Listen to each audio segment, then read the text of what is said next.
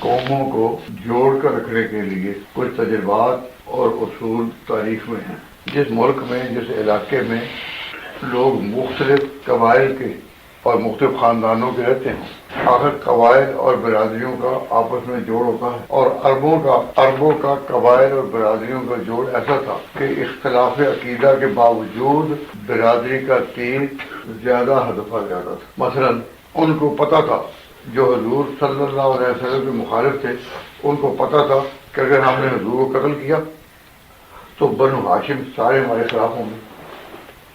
حالانکہ سارے بنو ہاشم مسلمان تو نہیں ہوئے تھے، بنو ہاشم میں تو ابو لہب جیسے بھی تھے، سارے مسلمان نہیں ہوئے تھے، مذہب عقیدہ اپنا اپنا، لیکن برادری کا تصور اتنا تھا کہ وہ آپس میں کہتے تھے کہ اگر ہم نے ان کو شہید کر دیا تو سارے بنو ہاشم ہمارے خلاف اٹھ کھڑے ہوں گے۔ اس سے بچنے کے لیے جب آپ کو شہید کرنا ہو نا تو ہر قبیلے کا بڑا آدمی ایک ہے، ہر ایک تیر مارے اپنی جگہ، تاکہ بنو ہاشم سارے عرب کا مقابلہ نہ کر سکیں گے۔ یہ تو ویسے بات میں نے کی بتانے کے لیے کہ برادری کا جو اثر ہوتا ہے، اور انگریزی میں کہتے ہیں کہ بلڈ از تھکر دین واٹر، خون جو ہے وہ پانی سے گاڑھا ہوتا ہے، اس کے اثرات ہیں۔ تو یہ جو قومی تمدن اور قوموں کی تاریخ سے لوگ واقف ہیں، مختلف قبائل اور مختلف خاندان کے لوگ ہوں، وہاں نظام کو چلانا بڑا خاصا مشکل ہوتا ہے۔ تو ایک بات یاد رکھیے کہ عرب میں، خاص طور پر مکہ میں اور ان مہاجرین میں جو مکہ سے آئے تھے، سب سے بڑے قبیلے، سب سے بڑے خاندان دو تھے۔ ایک حضور کا خاندان بنو ہاشم، اور ایک خاندان بنو امیہ۔ یہ دو بڑے خاندان تھے، باقی برادریاں بھی تھیں لیکن یہ دو بڑے تھے مکہ کے لوگ مہاجرین میں۔ اب تھوڑے کس کی برادری تھی؟ یا حضرت ابوبکر کی اور یا حضرت عمر کی۔ حضرت ابوبکر کی جو برادری تھی قریش میں، اس کا نام تھا بنو تیم، اور جو حضرت عمر کی تھی اس کا نام تھا بنو عدی۔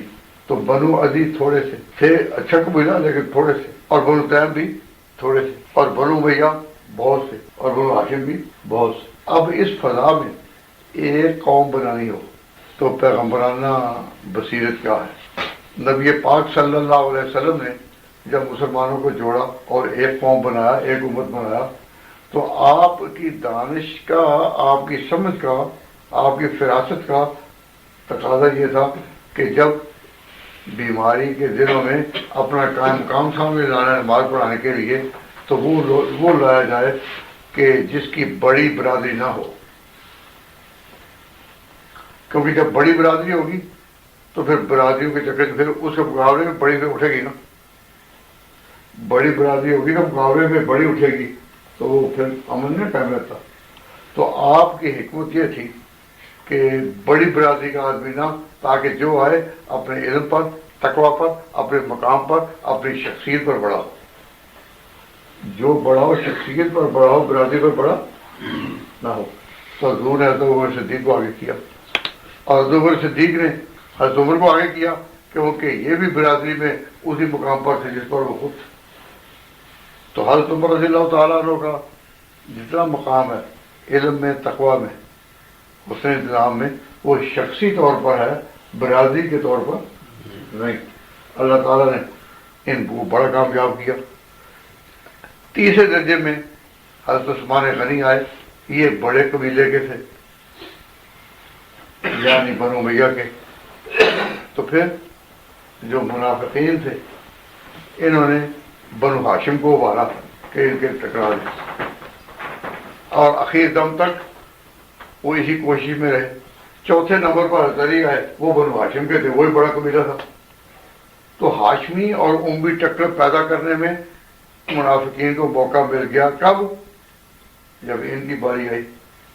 اس سے حضور اکرم صلی اللہ علیہ وسلم کے حسن تدبر کا پتہ چلتا ہے کہ آپ کی نظر کتنی گہری تھی کہ ایسے ماحول میں جس میں کہ مختلف برادریوں کے اور قبیلوں کے لوگ ہوں، اور وہ اپنی اپنی جگہ بڑے ہوں وہاں اس کو آگے کیا جائے جو صرف اپنے تقوی، نیکی، اپنے علم اور اپنی شخصیت میں سب سے بڑا ہے۔ اسی لیے یہ کہا گیا کہ حضور کے صحابہ میں کون سب سے بڑا ہے، تو اس کا جواب یہی دیا گیا جو بعد نبی اس کے مسلح پہ کھڑا ہے۔ خاندانوں کے امتیازات بعد میں ابھرے، تو آپ اندازہ کریں کہ اگر شروع سے ہی حضور اپنے قبیلے کے آدمیوں کو کر دیتے تو گاڑی 30 سال میں چلتی۔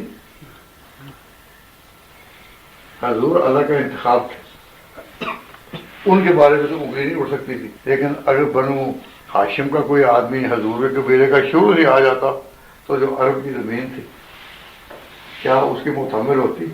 تو قربان جائیں حضور اکرم صلی اللہ علیہ وسلم کی فراست پر، تدبر پر۔ گو آپ اپنی مرضی سے نہیں بلکہ آسمانی اشارے بھی آپ کو ہوتے تھے، وہ آپ کے حق میں تھے۔ انہوں نے حضرت ابوبکر صدیق رضی اللہ تعالیٰ عنہ کو آگے کیا، اور نماز کا امام اب تک چننے میں یہی طریقہ ہے کہ جو سب سے علم میں زیادہ ہو، جو سب سے تقوی میں زیادہ ہو، اس کو آگے کریں۔ اب تک جو امامت کے اصول چلے آ رہے ہیں ان میں سے ایک اصول ابوبکر کی عظمت کو سلام کر رہا۔